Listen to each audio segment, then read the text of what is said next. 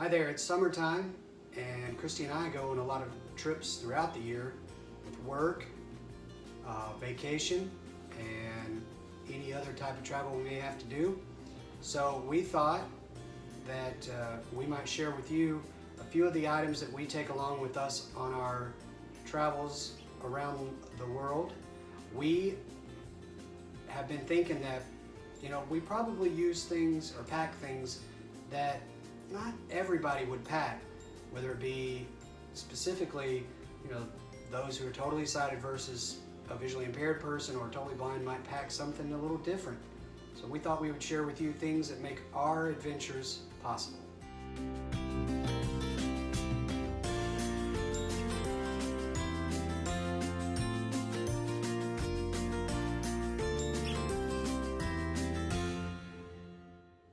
Hi, I'm Ricky. And I'm Christy.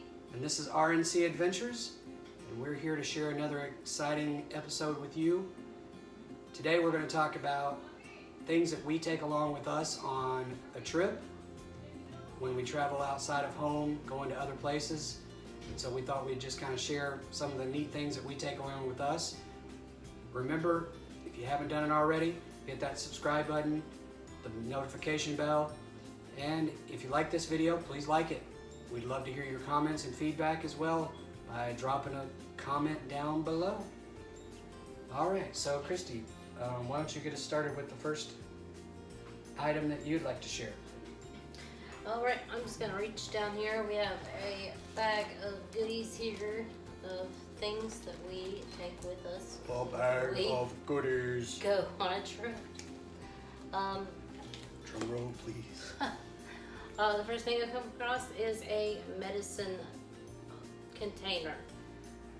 It is not necessarily made for people who are blind, but on the back it's got we can label each one of the little, this one actually has, how do I explain this one? 4 compartments? 4 different compartments, 2 on each side of it. And these can also come apart and be just 2. So we used this one recently and wrote on it with some Braille Dymo tape. Yep. And had it for Tylenol, had it for heartburn medication, just things that commonly you might have and might not have access to when you're traveling, especially like the last trip, real big trip we took, which was our Cruise. Yes. So yeah, and with this you can also label, so we've labeled the back of this one is labeled with Christy's name on it, so we know this is Christy's medication. She can put either morning and evening time in here for 2 days, or she can put 4 days worth of 1 time a day medicine in here. But then for the one that Christy was talking about, we've labeled the lid with a T for Tylenol, an A for allergy, or an ALL for allergy, Imodium, all those good things that you might want to take with you. Just putting a quick Braille label on top of the lid really works well. All right, so I'm going to reach in the bag now. I'm going to set this to the side. And the item I'm going to pull out is going to be my IRA glasses. We are going to do here soon a video on using IRA and some of the things we use IRA for. But we have a set of the IRA glasses, and it's cord, and I have also in my bag, I always make sure to take the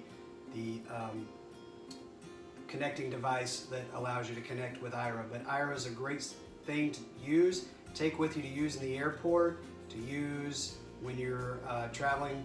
Maybe you're going to dinner at a certain restaurant down the street from the hotel you're at, or looking around in your hotel. These are great things to have. The camera is placed in the middle of the glasses, so for those, just a brief description of IRA. IRA is an app, a service that you can use where you can connect with a live person.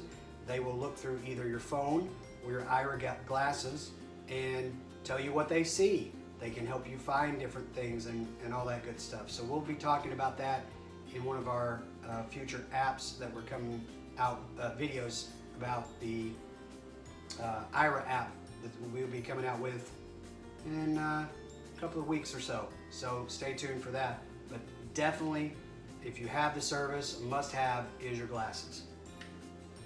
What else you got there, Christy? Let's see.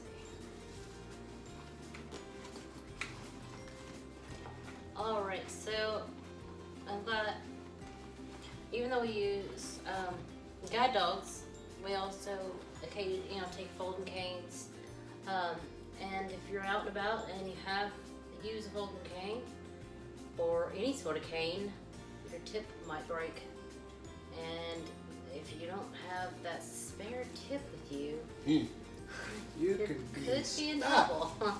So we usually try to make sure that we have a spare tip with us, just in case if we are using that cane,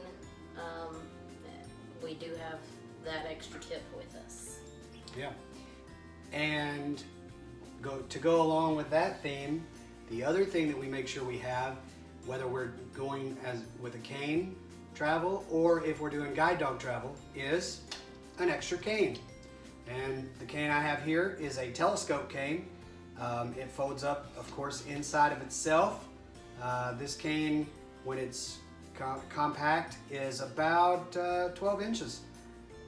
It's about the size of a ruler, and it's a great device. When you fully extend it, twist it tight, it has a very, it's lightweight and is good to use.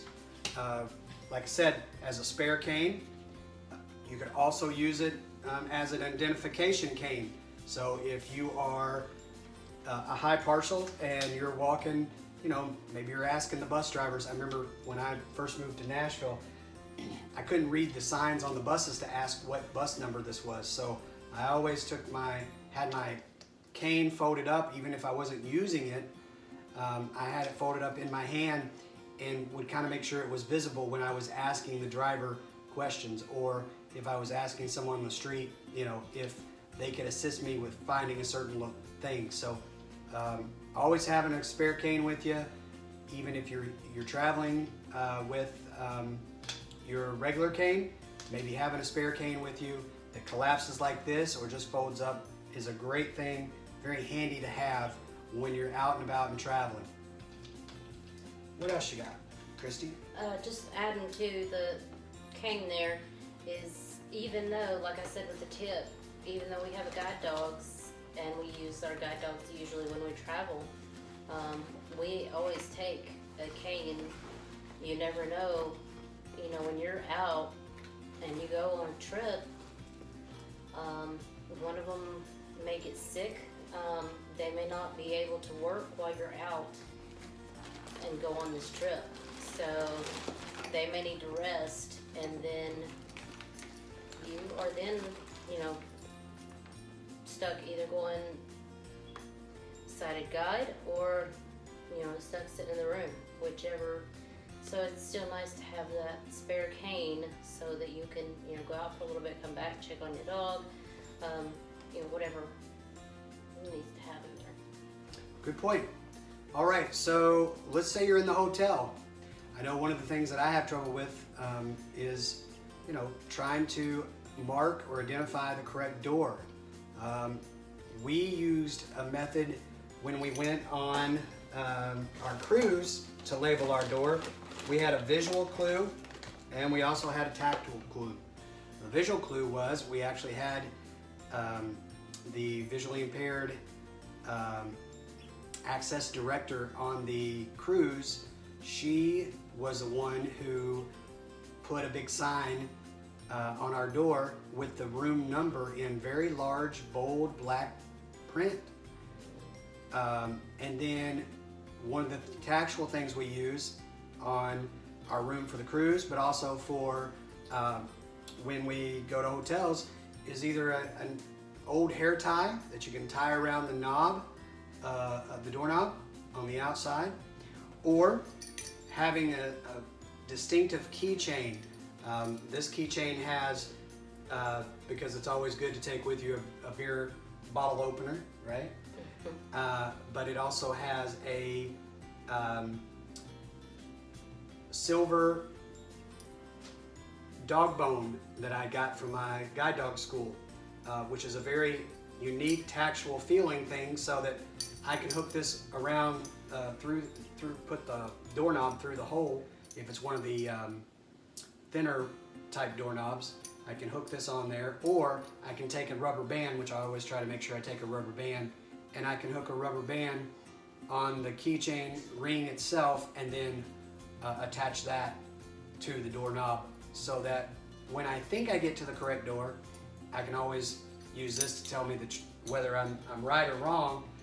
Of course, having most of the hotels nowadays that have the braille or tactual door numbers next to the door is always good. So always can't be too careful to check and make sure you're at the right door.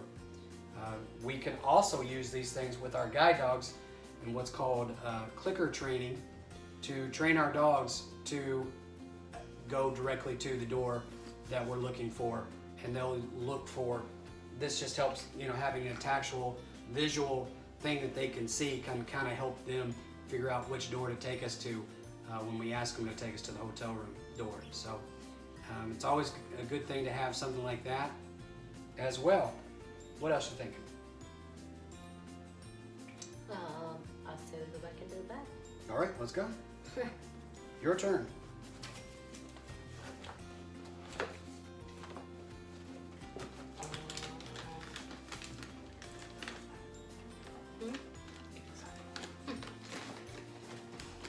All right, so we have a notebook in here. Our notebook, we like to keep up with whatever kind of itinerary, whatever we're doing on our trip. If we have a full schedule, whether it's for work or that type of stuff. Our kids, especially if we're with them, they want the visual. They want pictures. They want to be able to see what is on the schedule for today. So we, it's better for them to be able to see it. For us, we're good with just having it on our phone. But so we have the notebook for the schedule, for the itineraries, and to kind of keep organized with flights and hotels and any phone numbers or addresses that we might need while we're on that trip. Yeah, and one of the going back on what Christy was saying, having not only a printout of your confirmation numbers and for the hotel or for the air flights or for what other itineraries you may have, having that print copy to give over to someone to say, hey, here's my confirmation number, here's my reservation, etc. But also we can put in here a Braille list of important information that we need, maybe our flight schedule or flight numbers, etc. We can put that in Braille in here if you're a Braille user as well. This is a great thing to keep with you. Again, another tool would be to use electronic versions or electronic printouts on your phone. Not only do we have the electronic copy of our confirmations, but usually we type up an email that has all that information listed in one document. So in case we want to look that up as well. So this is always a great thing to keep you organized while you're traveling. All right, I'm going to reach back in the bag and I'm going to pull out something that if you travel with Ricky, you definitely need. What is that, Christy? But a medical kit. You never know. This might be something that just about everybody packs, but it's always good to have a medical kit with you. It's just some ointment, some Band-Aids. Ours is kind of a special made kind of kit. Yeah, we have a little bit of everything in here. We even have some of the tablets for the glucose tablets for if my sugar gets too low. We have in here some gauze and different things, ace bandages. There's even a finger splint in case we need a finger splint. Okay, that is like worst case scenario.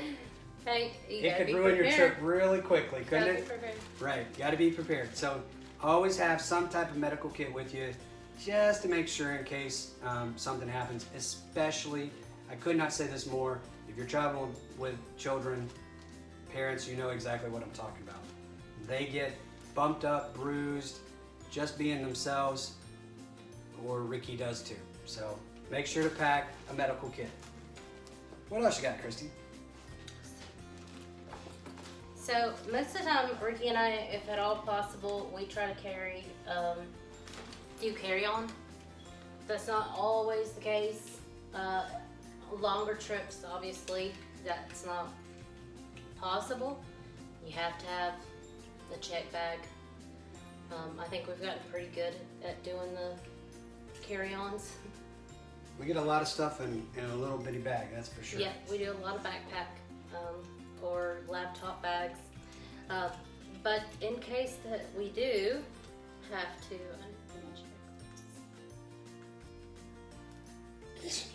You grabbed the wrong remote. no, I grabbed the wrong bag. This one's got a Well, go ahead and dead just battery. describe it. Alright, so this bag has a little beeper on it, Key ring beeper. key ring, and the key ring, it beeps and flashes, and on there it comes with a remote that has, it actually comes with 6 different beepers, and there's 6 different buttons. I believe they said they were colored. I don't remember though. Either way, there are 6 different beepers, and they all flash, and they all make noise. They all beep, and apparently I grabbed the one bag that has the dead battery. We in the kit that we got, these are called luggage tags, and we actually use these things for quite a few different things, not just for finding our luggage at the airport or what have you. Some of the kits have all keychains in them, but some of them also have keychains and flat pieces that will have that adhesive glue that'll connect to your bag itself, and so you can connect them that way, and or attach them to your bag that way. One of the things that I like to use it for is Christy and I will be walking in the airport, and I usually will back up because Alice is a very dominant young lady, and she will try to get ahead. My guide dog, Alice, of course, will try to get ahead, and there's no telling where we wind up, and we get separated. And Christy usually walks beside the person who's given us a meet and assist in the airport, or if we're just walking together, we sort of get separated. So I actually use the tags that are on, say, Christy's backpack. I'll have the remote, and ever so often, just to make sure I'm with her, I'll hit that button to make sure that I can still hear the beeper that she's with. And if I can't, then I know that, hey, I need to verbalize to Christy or pull out my phone and call her because we've gotten separated. That doesn't always happen, or doesn't happen all that time, big amount of times, but that's something we use it for. I also use it when I'm giving presentations. If you remember the video we did a couple of weeks ago on the silly things that blind and visually impaired people do, and I told about the story where I was turned around backwards talking to a large group of people that I was doing public speaking for. One of the things I use the beeper for is to kind of identify where the front of the room is, where, say, the podium is, and I can position myself accordingly based on where that beeping is, and that gives me more of an auditory type thing. Specifically, I use it when we're doing our self-defense classes, and I need to get back up to the front of the room after walking around working with the different students. I can push the button on the remote. I know exactly where the front table is, where we've oriented ourselves to the front of the room. So these things can be used for all kinds of different things. I've even seen people use them, put them on the string of their canes and use them as a cane finder if they maybe have lost their cane or something. So I think there's universal use of that type of tool, wouldn't you say? Yep. All right, so let's see. Oh, a lot of people probably pack this, but I think it's essential, and that's a water bottle. I'll tell you why I think it's essential. Not only for yourself to have water, but also if you're a guide dog user, having some extra water for your guide dog is crucial. Specifically, if you get turned around, you get a little lost. Maybe the trip's taking a little longer than you expected it to take. Having some water to hydrate yourself and your dog is an excellent thing. And always having a water bottle that seals good and that you can put in your bag is always a great idea. Keep in mind though, when you go to the airport, have it empty when you go into the airport, or else they'll make you throw it away. Make sure it's empty, and then when you get in the airport, you can find a water fountain and fill it up. But always, I recommend having a water bottle with you. All right, so we have concluded part 1 of our traveling blind packing video. And so it's time for you now to hit that like button, subscribe if you haven't done so already, and leave us a comment below. Let us know, what are some things you take with you when you pack for a trip? What are some things that you've thought of that might be a good idea to share with other people? And remember, for the next 20 subscribers that we get, we're going to put your name in the hat and draw for a $20 gift card. So make sure to hit that subscribe button. Go ahead and hit the notification button as well. We hope you enjoyed our video. Check out the rest of our videos on our channel. Have a great day, and always remember, Keep living life to the fullest.